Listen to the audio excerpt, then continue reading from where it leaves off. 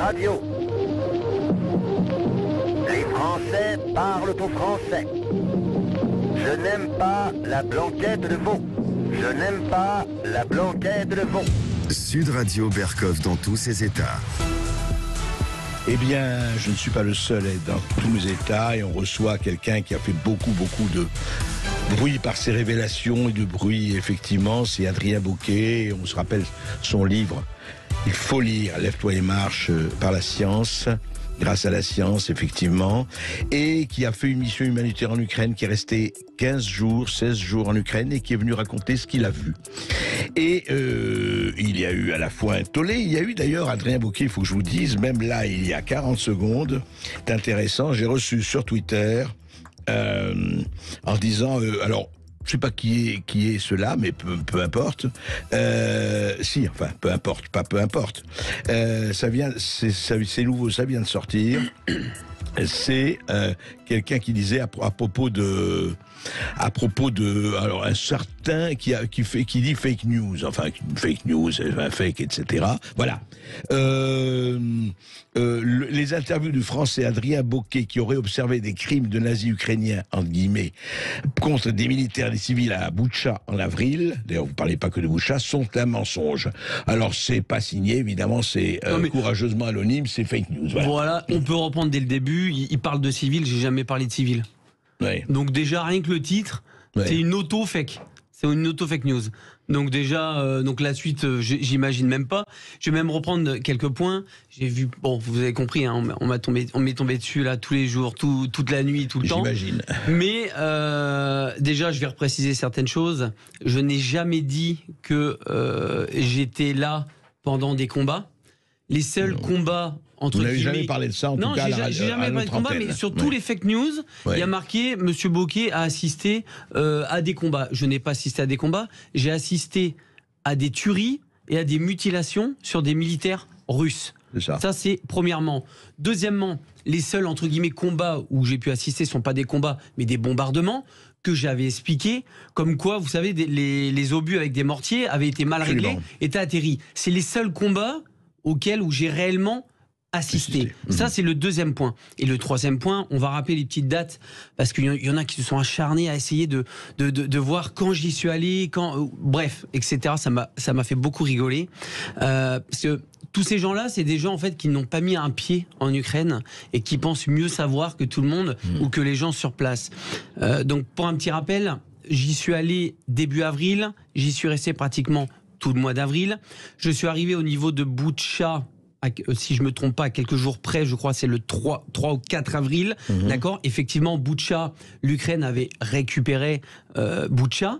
Je vais repréciser une chose. Au moment où je suis arrivé et qu'il y avait justement des militaires Azov à ce moment-là, il y avait donc des militaires russes qui avaient été capturés. Ces militaires russes qui ont été capturés, je n'ai jamais dit que c'était des militaires russes qui étaient capturés à Boutcha. J'en ai aucune idée.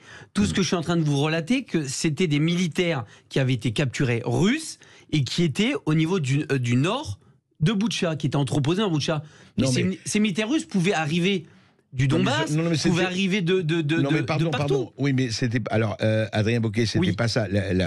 La polémique était entre les Russes disaient que c'était une mise en scène, les cadavres qui avaient été allongés, etc. Et évidemment, les Ukrainiens disaient non, voilà le résultat des bombardements russes qui ont tué... Moi, j'ai été témoin de cadavres qui avaient été déplacés. C'est-à-dire que quand je suis arrivé, il y avait encore des cadavres.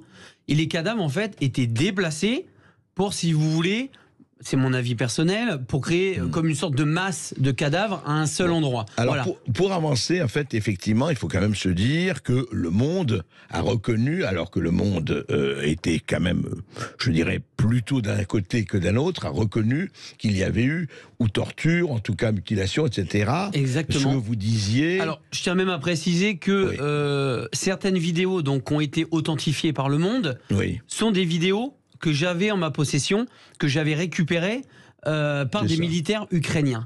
Donc ces vidéos-là ont été authentifiées par le monde, et je tiens quand même à signaler, il suffit de lire et de regarder ce qu'ont fait le monde, c'est pratiquement mot pour mot le témoignage que je vous ai fait pratiquement quelques jours après.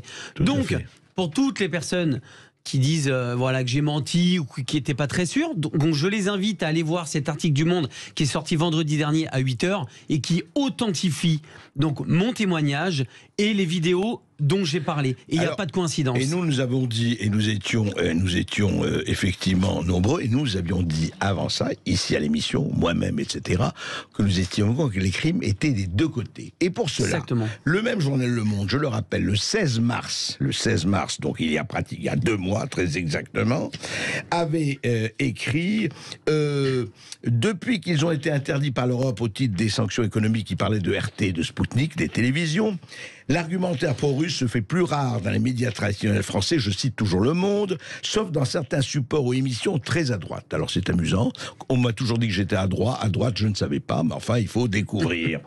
Comme chez André Berkoff, où une foule de personnalités se presse depuis le 24 février pour rappeler le contexte de cette guerre et relativiser la responsabilité de Vladimir Poutine tout en rejetant la faute sur l'OTAN ou les États-Unis.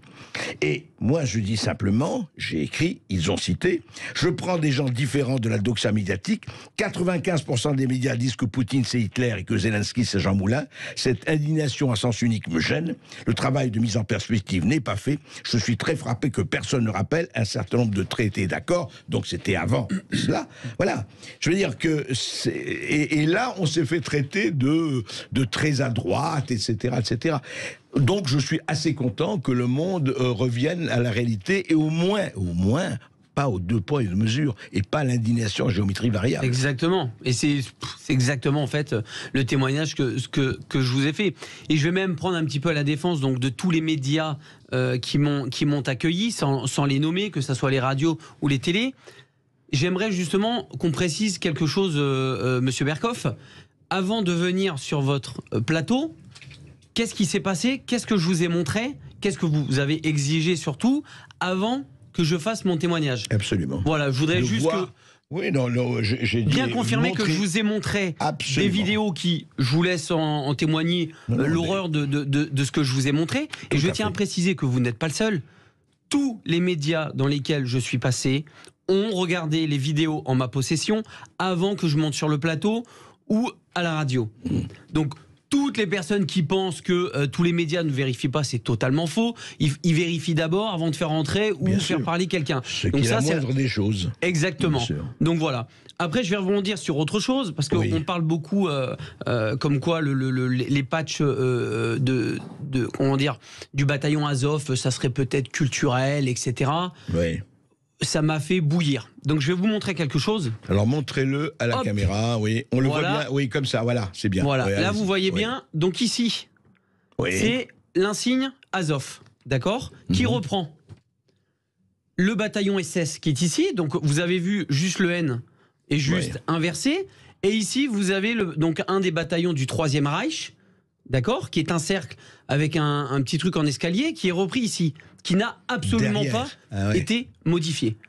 Donc vous voyez, je le mets, voilà, que les gens se rendent bien compte quand même de ce qui est... qu'il y a quand même une continuité. Mais bien sûr. Alors effectivement, au niveau du SS, bon, le N a été inversé, mais ici, la 3e Reich, il n'y a rien qui a été modifié.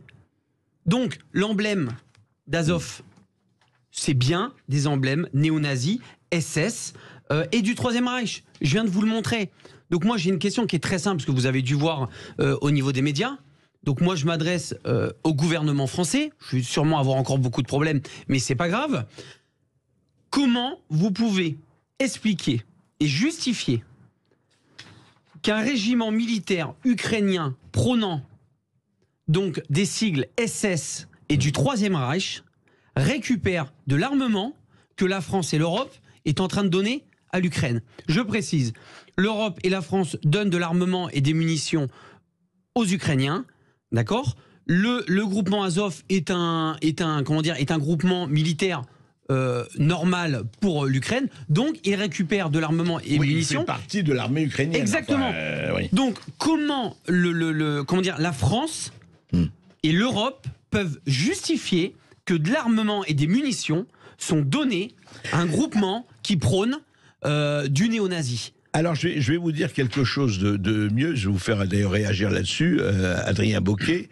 Il y a eu quand même une phrase tout à fait intéressante du porte-parole du Pentagone. Je ne sais pas si on l'a en sonore. Maxime, vous avez écouté juste le début, mais on l'a traduit. Augustin Moriot l'a traduit. Écoutez le porte-parole du Pentagone il y a 2 jours. The training and effort that went into getting the Ukrainians ready for this kind of war over the last 8 years. The United States, Canada, Britain, other allies really helped train the Ukrainians in small unit leadership, command and control. Again, that wasn't an accident. That was the work of the United States. Press Secretary du Pentagone. Alors voici ce qu'il dit. Depuis 8 ans, donc depuis 2014, début des combats avec le Donbass et compagnie. Depuis 8 ans, il le dit ouvertement en conférence de presse. Les USA, le Canada et la Grande-Bretagne et d'autres alliés ont vraiment aidé les Ukrainiens au commandement et au contrôle de petites unités, aux manœuvres opérationnelles, le genre de choses qu'ils mettent en pratique aujourd'hui. Ils sont vraiment passés d'une armée de l'ère soviétique très russe, très rigide dans la hiérarchie, à une armée plus occidentale dans sa façon de penser. Encore une fois, ce n'était pas le hasard, c'est le fruit du travail des Américains. C'est intéressant. Alors, les Américains, donc, entraînés... Alors, on se demande pourquoi, enfin, c'est une autre raison, mais c'est quand même intéressant que le porte-parole du Pentagone dit, voilà, ça fait 8 ans que nous entraînons les Ukrainiens. Or, que je sache, les Américains ne sont pas en guerre avec la Russie, ou alors, je me trompe. Tout à fait. Alors, est-ce qu'ils se serviraient de ça justement pour envenimer les choses? On peut rebondir aussi sur le président français, le président Macron, qui ne se rend pas en Ukraine. Oui. Pourquoi il ne se rend pas en Ukraine? Et Zelensky d'ailleurs l'a violemment critiqué pour ça. Exactement. Ouais. Moi, je vous donne mon avis personnel. Moi, je pense que surtout Monsieur Macron commence peut-être à voir ou commence à réaliser certaines choses, peut-être celles que je viens de dire, c'est-à-dire qu'on est en train de réellement de donner des armes et des munitions à un groupement néo-nazi. Et je vais vous dire franchement, j'ai fait un petit peu le tour. Allez poser la question aux militaires.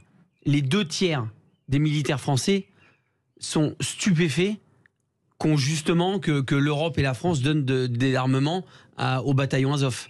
Alors je voudrais dire quelque chose enfin, remontrer la vie. Savez-vous, alors je ne sais pas, alors vous savez, on marche, effectivement, il faut être très très prudent. Je ne sais pas si c'est une photo truquée ou pas, mais on a vu, vous savez, votre photo de cette personne à Buffalo qui a massacré une dizaine de personnes afro-américains. Épouvantable. Vous avez vu ça? C'est terrible. Eh bien, cette personne, sur une photo, portait, c'est pour ça que ça m'a frappé, je ne l'avais pas vu, portait le médaillon qui est au milieu. Voilà, c'est le Troisième Reich. Voilà, le médaillon du Troisième Reich. Il y a une photo de lui, un jeune mec, un blanc, avec. Donc on se dit, est-ce qu'il n'y a pas, le bataillon Azov, regardez, il est juste là, et il n'a pas été modifié. Ouais. Donc vous voyez, j'appelle à tous les militaires, on va dire européens, même à tous les juifs européens, de se poser la question et de peut-être réagir sur l'armement qui est en train de donner par l'Europe à ce bataillon Azov. Pas seulement les militaires, les juifs, à tout le monde. Tout le monde. Je crois. Tout le monde. Ouais. Quand on voit tous nos morts et tous nos vétérans et nos anciens combattants qui sont morts pour la France en 39-45 pour justement éradiquer ce genre de choses. Et au jour d'aujourd'hui, ils sont tranquilles en train de se battre avec les munitions et les armes de l'Europe. C'est un vrai problème. Inadmissible. Il faut évidemment que la guerre cesse, il faut que les Russes aussi arrêtent leur invasion d'une manière, c'est clair. Et j'espère que l'État français va, ou quelqu'un du gouvernement français, va s'expliquer sur ça. Parce que c'est pas possible. Il faut que le gouvernement parle et nous explique pourquoi on laisse ce bataillon prendre les armes de l'Europe et continuer à faire ce qu'ils font. Voilà. Merci Adrien Bocquet. Merci beaucoup. Et vous parliez des militaires français, nous allons recevoir le fameux général des banlieues, Emmanuel de Richthofen, sur le sujet évidemment des banlieues qui s'embrasent, avec un responsable éducatif qui a des choses à dire également. Vous nous appelez au 0826 300 300.